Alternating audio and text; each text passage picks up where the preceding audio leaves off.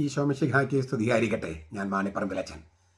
നമ്മൾ കുർബാനയിലെ നിർദ്ദേശങ്ങളും ഒക്കെ ആയിട്ട് കുറച്ച് ദിവസങ്ങൾ കഴിയുമായിരുന്നു.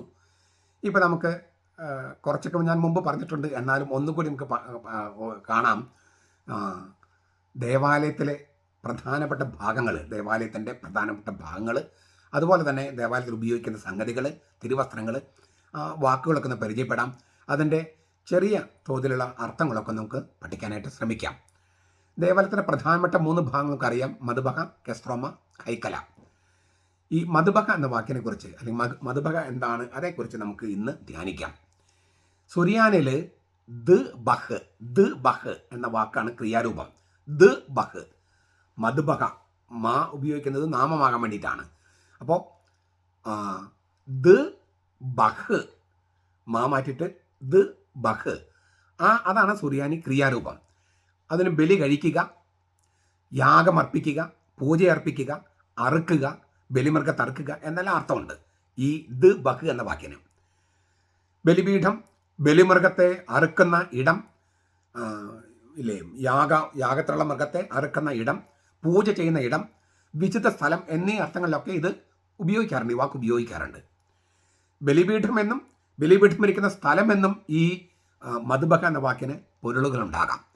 ഈ ദ് ബഹ് എന്നുള്ള ക്രിയാരൂപത്തിൽ നിന്ന് വരുന്ന നാമരൂപമാണ് മധുബഹ. മധുബഹ ഞാൻ എൻ്റെ ഡിസ്ക്രിപ്ഷനിൽ എഴുതാം. മധുബഹ എന്നാണ് ശരിക്കുള്ള വാക്ക്. എന്നാൽ പഴയ കാലത്തെ കൃതികളിലൊക്കെ മധുബഹ, മധുബഹ അല്ലെങ്കിൽ മധുവഹ, ബാക്കി പകരം വ, മധുവഹ, ഇങ്ങനെയൊക്കെ പഴയ കൃതികളിലൊക്കെ ഈ വാക്ക് കാണുന്നുണ്ട്. സുറിയാനി കത്തോലിക്ക സഭ എന്ന സീറോ മലബാർ സഭയിൽ അതിവിശുദ്ധ സ്ഥലത്തെയാണ് മധുബഹ എന്ന് വിളിക്കുന്നത്. ദ ഹോളി ഓഫ് ഹോളീസ്, അതിവിശുദ്ധ സ്ഥലം, ഏറ്റവും വിശുദ്ധമായ സ്ഥലം. അതിൻ്റെ കേന്ദ്രഭാഗത്തായി കിഴക്കേ ഭിത്തിയോട് ചേർന്നാണ് ബലിപീഠം നിർമ്മിക്കുന്നത്. കിഴക്കോട്ട് തിരിഞ്ഞ് പ്രാർത്ഥിക്കുക എന്നുള്ളതാണ് നമ്മുടെ രീതി. നമ്മുടെ വീടുകളിലൊക്കെ കിഴക്കോട്ട് തിരിഞ്ഞ് പ്രാർത്ഥിക്കുന്ന തരത്തിലാണല്ലോ ഐക്കൺസ് ഒക്കെ വെക്കുന്നത്. ഈ ബലിപീഠം തന്നെ മറ്റൊരു വാക്ക് ഉപയോഗിക്കുന്നതാണ് ത്രോണോസ്. അതിനർത്ഥം, ത്രോണോസ് എന്ന വാക്കിന് അത് ഗ്രീക്കാണ്, സിംഹാസനം എന്നർത്ഥം. ത്രോണോസ്, ബലിപീഠം, ത്രോണോസ്. എൻ്റെ അമ്മ ത്രോണോസ് എന്നല്ല പറയാറ്, സ്വർണോസ് എന്ന് പറയാറ്. സ്വർണോസ് അതായത് സ്വർണം കൊണ്ടാണ് ഈ സിംഹാസനം എന്നാണ് അതുകൊണ്ട് ഉദ്ദേശിക്കേണ്ടത്.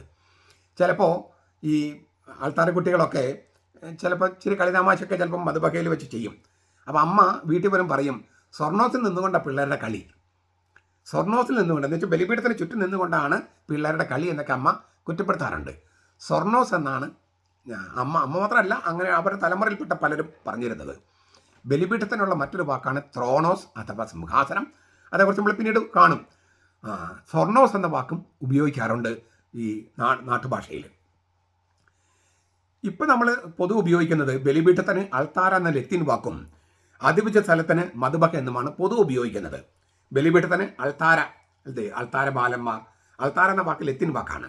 അപ്പോൾ ബലിപീഠത്തിന് അൾത്താര എന്ന വാക്കും അതിവിശുദ്ധ സ്ഥലത്തിന് മധുബഹ എന്ന വാക്കുമാണ് പൊതുവെ ഇപ്പം നമ്മൾ ഉപയോഗിച്ച് കാണുന്നത്. അപ്പോൾ മധുബഹ എന്ന വാക്ക് ദ് ബഹ് എന്ന വാക്കുമായിട്ട് ബന്ധപ്പെട്ട്, ബലിയുമായിട്ട് ബന്ധപ്പെട്ട വാക്കാണ്. ബലിപീഠം, യാഗപീഠം എന്നൊക്കെ നമ്മൾ പറയുന്നതിൻ്റെ അർത്ഥം അതാണ്. ബലിപീഠത്തെക്കുറിച്ചുള്ള ചിന്തകൾ വരുമ്പോൾ, നമുക്ക് ധ്യാനം വരുമ്പോൾ നമുക്കതിൻ്റെ വിശദമായിട്ട് വരാം. മധുബഹ കൊണ്ട് ഉദ്ദേശിക്കുന്നത് അതിവിശുദ്ധ സ്ഥലമാണ്. പഴയ നിയമത്തിൽ ദേവാലയത്തിൽ നമുക്കറിയാം 2 വിരികളുണ്ടായിരുന്നു. ഒന്നാമത്തെ വിരിക്കുള്ളിലെ സ്ഥലത്തിനെയാണ് വിശുദ്ധ സ്ഥലം എന്ന് പറയണേ. അവിടെ ദാവീദിൻ്റെ മെനോറ എന്ന് പറഞ്ഞ 7 തിരികളിടാവുന്ന വിളക്ക്, തിരുസാന്നിധ്യത്തിൻ്റെ അപ്പം വയ്ക്കാവുന്ന തിരുസാന്നിധ്യ അപ്പം, അതിൻ്റെ മേശ, അങ്ങനെ 3 കാര്യങ്ങൾ. അതിന് പുറകിൽ രണ്ടാമത്തെ വിരി. ആ വിരിക്കുള്ളിലെ സ്ഥലമാണ് അതിവിശുദ്ധ സ്ഥലം. അവിടെയാണ് ഈ ധൂപിക്കാനുള്ള ഈ ധൂപാർപ്പണത്തിൻ്റെ മേശ. പിന്നെ അതിൻ്റെ പുറകിലാണ് ഈ ആർക്ക് ഓഫ് ദ കവനന്റ്, ഉടമ്പടിയുടെ പേടകം. ഉടമ്പടിയുടെ പേടകത്തിന് 3 കമ്പാർട്ട്മെൻറ്റ്, ഒരു കലശത്തിൽ, സ്വർണ്ണ കലശത്തിൽ മന്ന, നടുക്ക് അഹറോൻ്റെ തളിർത്ത വടി, പിന്നെ ദൈവകൽപ്പനയുടെ 2 കല്ലുകൾ, 2 കൽഫലകങ്ങൾ. അതിന് മുകളിലെ സ്ഥലമാണ് ഹിലാസ്തേരിയോൺ എന്ന് പറഞ്ഞ കൃപാസനം, ദൈവം എഴുന്നള്ളിയിരിക്കുന്നെന്ന് വിചാരിക്കുന്ന കൃപാസനം. അത് കാണിക്കാൻ വേണ്ടിയിട്ടാണ് 2 മാലാഖമാരുടെ സ്വരൂപങ്ങൾ, തിരുസ്വരൂപങ്ങൾ അങ്ങനെ കാണിച്ചിരുന്നത്. ഇതൊക്കെയാണ് ഈ അതിവിശുദ്ധ സ്ഥലത്ത് പഴയ നിയമത്തിലുണ്ടായിരുന്നത്. ഇപ്പോൾ നമ്മൾ പുതിയ നിയമത്തിൻ്റെ പുതിയ ഇതിലേക്ക് വരുമ്പോൾ ഇതിനെല്ലാം പുതിയ അർത്ഥങ്ങൾ വരികയാണ്. ഈ സ്വർണ്ണക്കലശത്തിൽ മന്നയ്ക്ക് പകരം ഇപ്പോൾ കുസ്തോതിയിൽ നമ്മുടെ കർത്താവ് കുർബാന തന്നെ. അഹറോന് തളിർത്ത വടിക്ക് പകരം മാർത്തോമ സ്ലീവ, തളിർക്കുന്ന സ്ലീവ. പിന്നെ കൽഫലകങ്ങൾക്ക് പകരം ബൈബിള്. പിന്നെ ഈ ദൈവം എഴുന്നള്ളി വരുന്നു, കർത്താവ് എഴുന്നള്ളി വരുന്നു, കൃപാസനമായിട്ട് മാറുന്നു വിശുദ്ധ കുർബാനയിൽ. അപ്പോൾ ഇത് ഇങ്ങനെ ഒരു എന്താ പറയുക, വളരെ ഗംഭീരമായ ഒരു പഴയ നിയമത്തെ തന്നെ ഒരു അതിസ്വാഭാവിക തലത്തിലേക്ക് കൊണ്ടുവരികയാണ് പുതിയ നിയമത്തിൽ. പഴയ നിയമത്തെ റദ്ദാക്കുകയല്ല, അതിനെ പുതിയ തലത്തിലേക്ക്, പുതിയ അതിസ്വാഭാവിക ജീവിതത്തിലേക്ക്, ജീവനിലേക്ക് ഉയർത്തുകയാണ് കർത്താവ് ചെയ്തത്. പഴയ നിയമത്തെ പൂർണ്ണമാക്കുന്നത് അങ്ങനെയാണ്, പഴയ നിയമത്തെ സുഖപ്പെടുത്തുന്നതും അങ്ങനെയാണ്. അങ്ങനെ സുഖപ്പെടുത്തി പൂർണ്ണമാക്കി അതിസ്വാഭാവിക ജീവനിലേക്ക് ഉയർത്തുകയാണ് കർത്താവ് ചെയ്തത്. അതെല്ലാം നമ്മുടെ ദേവാലയത്തിൽ സംഭവിക്കുകയാണ്, അത് ദേവാലയത്തിൽ ചിത്രീകരിച്ചിരിക്കുകയാണ്. അതാണ് ഈ മധുബഹ കൊണ്ട് ഉദ്ദേശിക്കുന്നത്. മറ്റു കാര്യങ്ങൾ നമുക്ക് ഓരോ കുറേശ്ശെ നമുക്ക് ധ്യാനിച്ച് പോകാം. ഇന്ന് നമ്മൾ ഇതുകൊണ്ട് അവസാനിപ്പിക്കുകയാണ്.